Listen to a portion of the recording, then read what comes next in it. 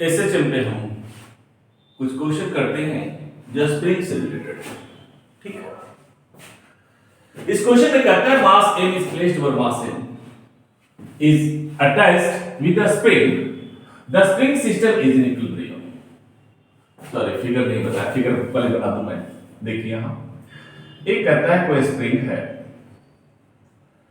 एक स्प्रिंग है,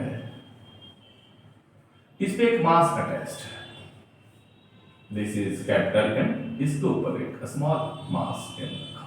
एक क्वेश्चन में है, कहता है a mass m is placed over m is attached with a spring, the system is in equilibrium। पूरा सिस्टम कहता है इक्विलिब्रियम में है। Suppose this is equilibrium position और mean position of the particle. The mass m is gently removed, कहता है यहां से मास को हम जेंटली हटा देते हैं बिना सिस्टम को डिस्टर्ब किए हुए।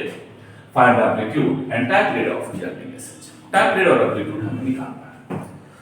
ये mean position of the particle है। अगर दोनों मासेस नहीं होता तो स्प्रिंग कुछ इस पोजीशन में होता, and that was unstressed length of the spring, and that is the normal position of the spring। जब मास इसमें हम सस्पेंड करते हैं तो इसमें कुछ एक्सटेंशन होगा। Suppose this is your x not, get it? ऊपर एक फोर्स लगेगा, restoring force k x not, नीचे एक फोर्स लगेगा कितना m plus m into c। ये दोनों फोर्सेस बराबर होंगे क्योंकि डिस्प्लेसमेंट दोनों डायरेक्शन में सेम होता है। You can write here k x naught is equal to m plus a small m into g। You can get from here x naught is equal to m plus n into g। अब कहता है the mass m is gently removed, इस मास को gently हम remove कर देते हैं। जब मास रिमूव कर देंगे कुछ तो नया पोजीशन जो होगा कुछ इस तरह से होगा मास m का, क्योंकि एक्सटेंशन कम होगा, मास कम हो जाएगा तो एक्सटेंशन कम होगा इसके। Suppose the new extension is x not dash, right? अब इस केस में रिस्टोरिंग फोर्स लगेगा k x नॉट डैश, नीचे फोर्स लगेगा आपका mg। Now k x not dash is equal to m into c implies x not dash is equal to mg upon k। Okay, अगर हम यहां से निकालना चाहते हैं x not minus x not dash, क्यों निकालना चाहते हैं समझ में आ जाएगा। x not minus x not dash you will get m plus m into g divided by, sorry यहां k मैंने छोड़ दिया, x not is equal to this upon k minus mg upon k। आपका कट जाएगा mg upon k, is will get a small mg upon k, and this will be your amplitude। अब आप यहाँ पे question raise कर सकते हैं कि जितना एक्सटेंशन होगा उसी को एम्पलीट्यूड क्यों मान लिया। तो आप जानते हैं time period is dependent of amplitude. Time period amplitude पर डिपेंड नहीं करता। कोई पार्टिकल छोटा एम्पलीट्यूड में एसएचएम करे या बड़ा, को फर्क नहीं पड़ता उसे। तो इसको ले सकते हैं कि जितना यहाँ पे उतना ही इसमें अगर लेते हैं यहाँ पे तो यहाँ से यहाँ it will perform SHM over this part. Small में देख सकते हैं आप यहाँ, जैसे आपने देखा था स्प्रिंग के केस में, सपोज कि स्प्रिंग है, इसका नॉर्मल पोजीशन, अगर इसमें हम मास लटका दिए तो स्प्रिंग में कुछ एक्सटेंशन हुआ। Suppose this extension is x not, right? अब इसको फर्दर हम सपोज x डिस्टेंस से स्ट्रेच करते हैं। दूसरा केस लेते हैं, इसी स्प्रिंग को फर्दर सपोज हम x distances, this was the mass m, this is m, further suppose x distance हम स्ट्रेच करते हैं। गॉट? इस केस में जब एक इक्विलिब्रियम पोजीशन था, यहां पे था, तो फोर्स कितना लग रहा था? एक इस डायरेक्शन में लग रहा था mg, एक इस डायरेक्शन में था k x नॉट। यहां से आप लिख सकते हैं mg is equal to k x not. ना अब नया पोजीशन आ गया तो इसमें फोर्स लगेगा mg इस डायरेक्शन में, इस डायरेक्शन में लगेगा कितना k x plus x not, right? तो नेट फोर्स कितना होगा k into x plus x not minus mg, right? ये ऐसा हुआ कुछ। अगर पूरा का करें तो माइनस करेंगे तो इस फोर्स हो जाएगा आपका F, नेट फोर्स हो गया दिस माइनस दिस। अगर इसको करें तो ये आपका रेस्टोरिंग फोर्स है, इसे आप इस तरह से लिख सकते हैं minus k into x plus k x naught minus m g देख रहे हैं के एक्स नॉट के बराबर है के एक्स नॉट, ये आपका कट जाएगा विल गेट माइनस के एक्स। हमें तो सिर्फ स्प्रिंग कांस्टेंट चाहिए, गेटिंग इट ना। डिस्प्लेसमेंट x को कितना भी ले, यहां से डिस्प्लेसमेंट ज्यादा ले या कम ले उससे कोई फर्क नहीं पड़ेगा, हमसे जस्ट हमें के कांस्टेंट ये चाहिए, स्प्रिंग कांस्टेंट चाहिए, फोर्स कांस्टेंट चाहिए, हमें इसकी जरूरत है। गेटिंग समझ में आ गया होगा, क्लियर। तो ये आपका एम्पलीट्यूड के बराबर होगा। सेकंड कहता है टाइम पीरियड। ए मास रिलीज करने से क्या होगा, सॉरी ए मास को अगर हम यहां से रिलीज करते हैं तो फर्क क्या पड़ेगा, एक एक्स्ट्रा फोर्स जो mg लग रहा था वो माइनस हो जाएगा। And you know as time period of a spring mass system is independent of constant force, कोई भी कांस्टेंट फोर्स पे डिपेंड नहीं करता। एक बहुत इंपॉर्टेंट कॉन्सेप्ट है, कोई भी कांस्टेंट एक्सटर्नल फोर्स लगाएंगे, कोई भी किसी टाइप का फोर्स हो, अगर फोर्स कांस्टेंट है तो टाइम पीरियड उस पे डिपेंड नहीं करेगा, क्लियर।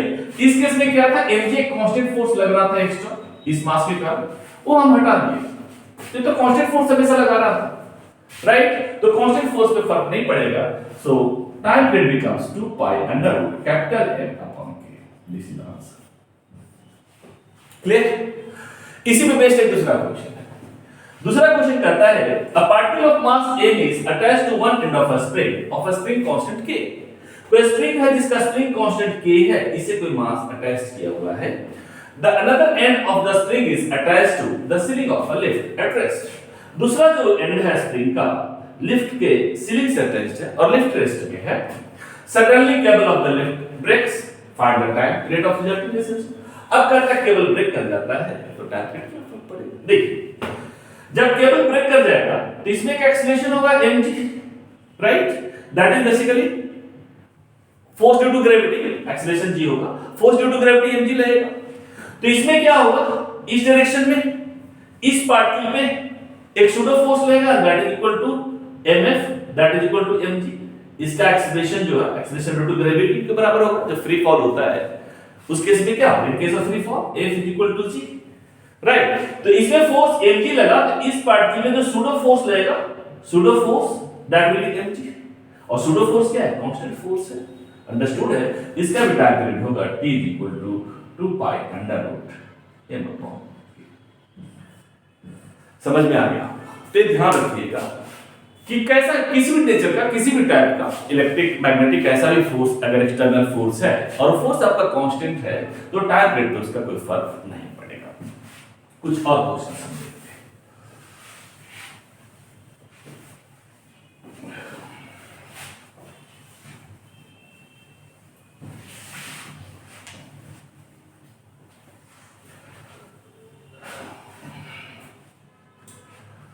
सपोज कुछ फिगर हम बनाते हैं, सपोज एक फिगर है आपका इस तरह से,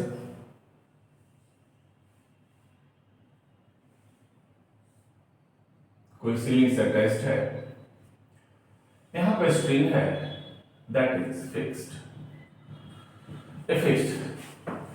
दूसरा स्ट्रिंग से मास पास कर रहा है जिसका सपोज मास m है। सपोज स्ट्रिंग नहीं, ये हम ले लेते हैं कोई स्प्रिंग है जिसका स्प्रिंग कांस्टेंट आपका k है, कुछ मास m है। Suppose this is figure number 1। आपका सेकंड फिगर इस तरह से कुछ है,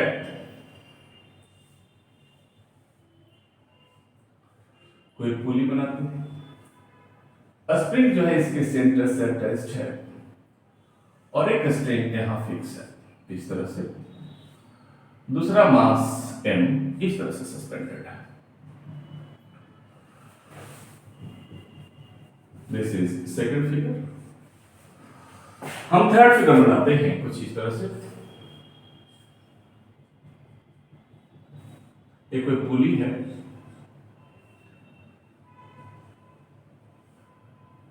दूसरा एंड से कोई स्प्रिंग अटैच्ड है जिसका स्प्रिंग कांस्टेंट k है, सपोज k।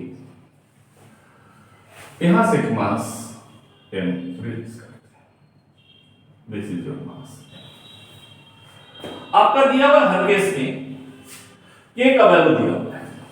इस क्वेश्चन में k सपोज 4000 न्यूटन पर मीटर, राइट, और मास दिया हुआ है suppose 1 kg।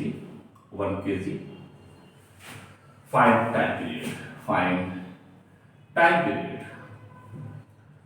Time period in each case.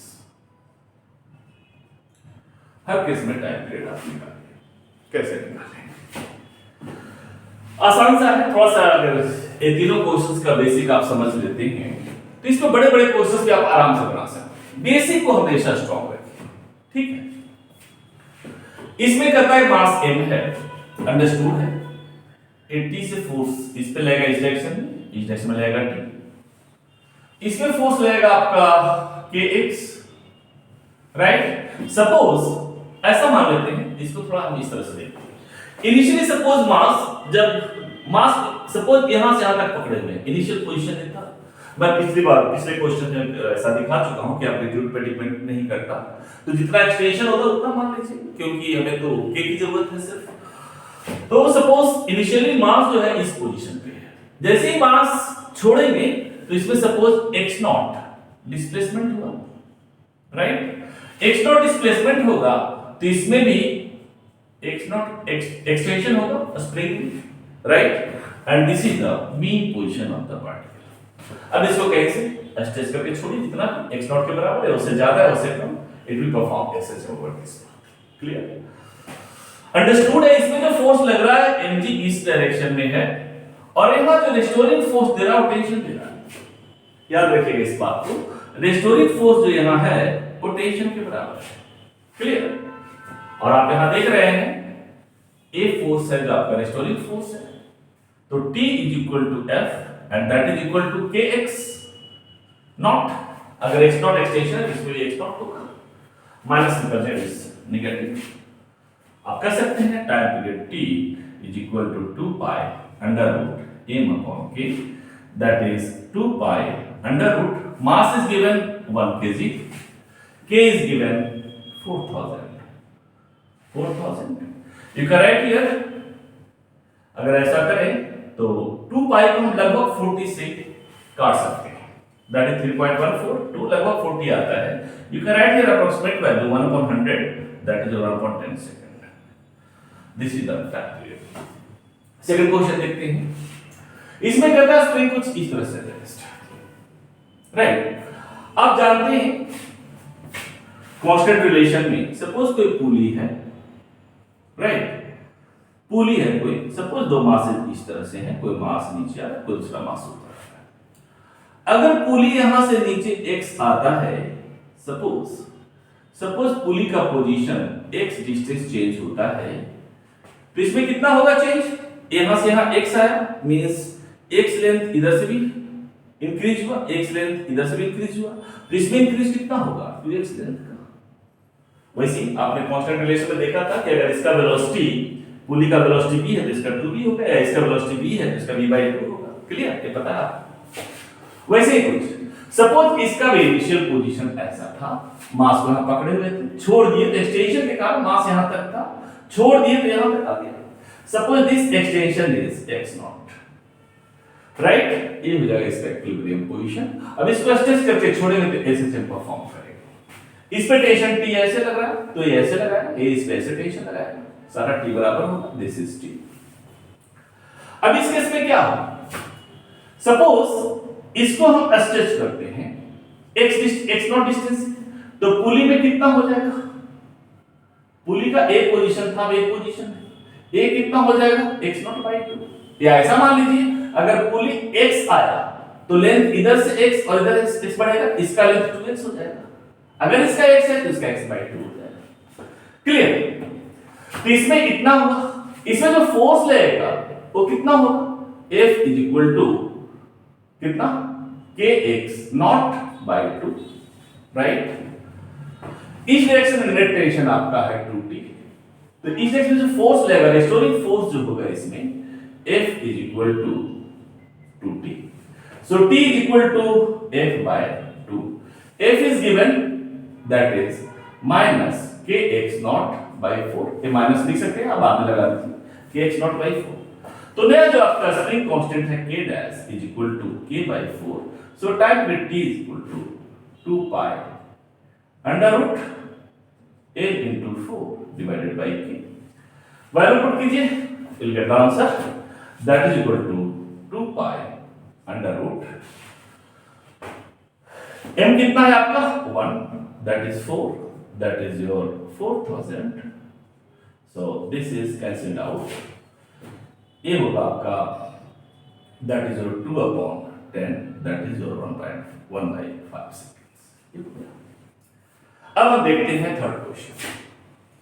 Third question में कहता है कि स्प्रिंग इस तरह से कुछ लगा हुआ है, अब इस मास को हम डिस्प्लेस करते हैं, this was the initial position and that is also the mean position of the particle। Initially particle यहाँ पे था जब स्प्रिंग अनस्टिच लेंथ में था, जैसे पार्टिकल को छोड़ेंगे स्प्रिंग में एक्सटेंशन होगा तो इसमें भी एक्सटेंशन होगा। सपोज इसमें एक्सटेंशन हुआ x नॉट, अब इसमें एक्सटेंशन x नॉट हुआ तो इसमें एक्सटेंशन कितना हो जाएगा 2x नॉट। क्लियर, ये 2x नॉट से नीचे आएगा, क्लियर, ये x डिस्टेंस आएगा तो कितना आएगा 2x डिस्टेंस, इसका जस्ट उल्टा जब वो कांसेप्ट मैंने बताया कि अगर x आता है राइट, ये हो गया कितना 2x। अब यहां कहता पार्टिकल x मूव कर रहा है तो पुली भी x डिस्टेंस पे मूव करेगा। देखिए ये पुली का जो नया पोजीशन है, पुली भी x डिस्टेंस से मूव करेगा। ये पुली जब x आएगा तो एक्सटेंशन इधर से भी होगा इधर से भी होगा, तो इसमें एक्सटेंशन कितना होगा 2x होगा। क्लियर, तो इस केस में जो आपका फोर्स का वैल्यू है F इज इक्वल टू कितना ट्वाइस के x नॉट नेगेटिव डाल सकते हैं। ओके, अब यहां पे सपोज टेंशन लगा T, इधर लगा F इस डायरेक्शन में, यहां पे T SHM टेंशन के कारण हो रहा है, दैट इज T। गड़ेगे इसको हम यहां से स्ट्रेच करके छोड़ेंगे तो SHM परफॉर्म किसके कारण करेगा टेंशन के कारण, तो रेस्टोरिंग फोर्स इस टेंशन को हम देखेंगे। तो इस डायरेक्शन में आपका फोर्स कितना है kx नॉट और a है, तो कह सकते हैं T plus F, sorry this is your T dash, इसको T डैश हम मान लेते हैं, T dash plus F is equal to T के बराबर होगा। और यहां देख रहे हैं इस केस में T डैश जो है वो F के बराबर है, कह सकते हैं twice F is equal to T। आप लिख सकते हैं twice into F is equal to कितना हो जाएगा kx नॉट, इसका स्प्रिंग कांस्टेंट k था तो k इनटू x नॉट कितना हो गया twice x naught, that is equal to T। So T is equal to 4k x naught, so आपका k dash becomes 4k, then time period is equal to 2 pi under root m upon 4k, means that is equal to 2 pi under root 1 upon 4 into 4000। आप यहां से इसको 40 से cut कर सकते हैं, that is equal to 1 upon 2 into 10, that is 1 upon 20 second। This is the answer। Get it? Clear हो गया होगा, चलिए।